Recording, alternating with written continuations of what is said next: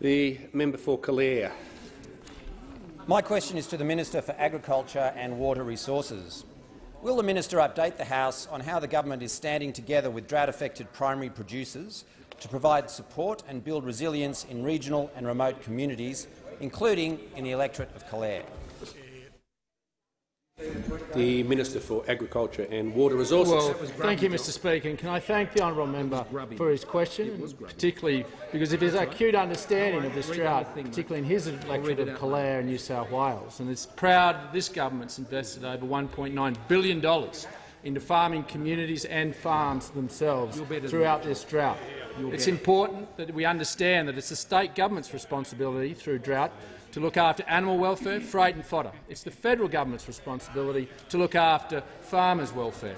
And proudly, our government lifted the farm household assistance to $37,626 a year to give farmers the dignity and respect they need to be able to pay for household expenses, for them to have the time to make tough decisions. But we've complemented that with a further $8.5 million for rural financial counsellors. These are the angels of the drought. These are the people that go out of the kitchen table and sit around the kitchen table of farmers and give them the advice, the strategic advice that they need.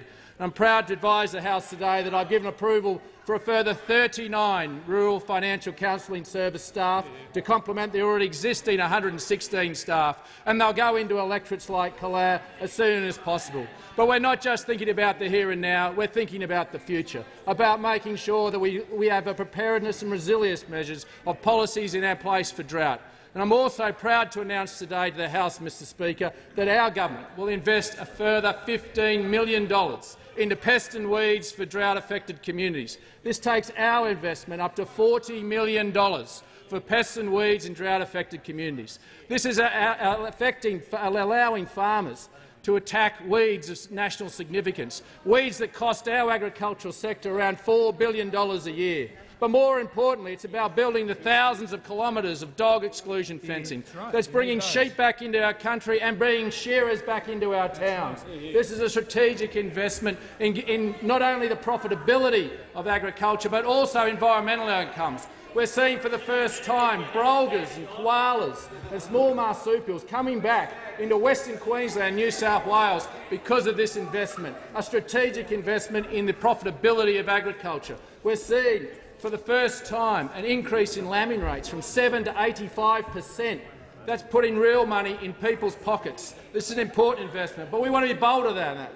We're making a big investment in water infrastructure, making a bold investment of nearly $500 million in trying to drought-proof this nation. We've got 8 projects already underway and 3 planned to start in the near future.